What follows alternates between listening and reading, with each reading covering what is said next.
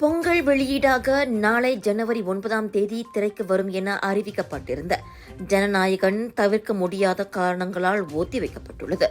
பட தயாரிப்பு நிறுவனமான KVN புரொடக்ஷன்ஸ் அறிக்கை வாயிலாக அதனை உறுதிப்படுத்தியது.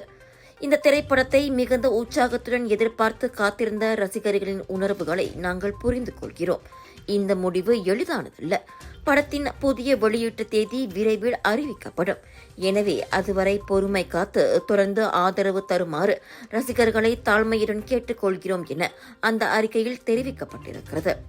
இவ்வேளையில் பிரிட்டனிலும் இந்த படம் ஒத்திவைக்கப்பட்டிருக்கிறது.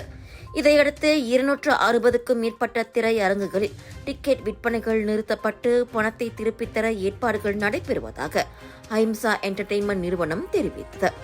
மலேசியாவிலும் ஜனநாயகன் நாளை வெளிவராது என விநியோகஸ்தரான மாலிக் ஸ்ட்ரீம் கார்ப்பரேஷன் முன்னதாக அறிவித்திருந்தது.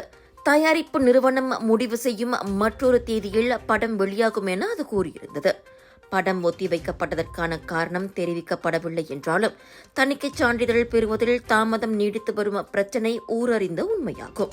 இந்திய திரைப்படச் சான்றிதழ் தணிக்கை வாரியத்துக்கு எதிராக KVN நிறுவனம் சென்னை உயர் நீதிமன்றத்தில் வழக்கு தொடுத்துள்ளது. மத உணர்வுகளை புண்படுத்தக்கூடிய அதிகார தரப்பை தவறாக சித்தரிக்கக்கூடிய காட்சிகள் இருப்பதாகவும் அதன் காரணமாகவே மறு தணிக்கைக்கு அனுப்ப முடிவு செய்திருப்பதாகவும் தணிக்கை வாரியம் கூறியுள்ள நிலையில் நாளை தீர்ப்பு வரும் என நீதிபதி அறிவித்துள்ளார். இதையடுத்தே படம் வேறு வழியின்றி ஒத்திவைக்கப்பட்டுள்ளதாக தெரிகிறது. தீவிர அரசியலில் நுழைந்துள்ள விஜய்க்கு இது கடைசி திரைப்படம் என்பதால் பெரும் எதிர்பார்ப்போடு காத்திருந்த அவரின் ரசிகர்களுக்கு இது பெரும் ஏமாற்றத்தை ஏற்படுத்தியுள்ளது.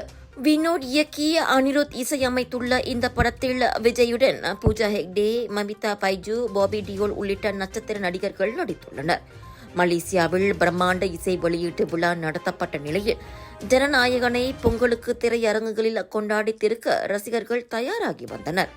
ஆனால் கடைசி நேரத்தில் தள்ளி போயிருப்பதால் இது அரசியல் சதியே என்றும் படம் எப்போது வந்தாலும் நிச்சயம் கொண்டாட்டத்திற்கு குறைவிருக்காது என்றும் சமூக ஊடகங்களில் விஜய் ரசிகர்கள் பதிவிட்டு வருகின்றனர். ஒரு நாளைக்கு நம்ம இருதயம் எத்தனை வாட்டி துடிக்குது தெரியுங்களா? கிட்டத்தட்ட 1 லட்சம் வாட்டி. நம்ம தூங்குற நேரத்துல இருதயம் மெதுவா துடிக்கும். நம்ம இருதயம் ஒரு என்ஜின் மாதிரி நான் ஸ்டாப்பா உடம்பு முழுதும் ஆக்சிஜன் பம்ப் பண்ணிட்டு கார்பன் டை ஆக்சைடை வெளியாக்கிடுறோம். ரத்த ஓட்டம் இருதயத்துக்கு சீரா இல்லைன்னா பல பிரச்சனைகள் வர ஆரம்பிக்கும். உயர் ரத்த கொதிப்பு, இருதய சம்பந்தப்பட்ட நோய்கள் மற்றும் பல. டெஸ்லி டென்ஷனோட மகிமை ரத்த ஓட்டத்தை சீராக்கிடும், இருதயத்தின் சுமையை குறைக்கும். டெஸ்லி உங்கள் ஆரோக்கியத்தின் நண்பன்.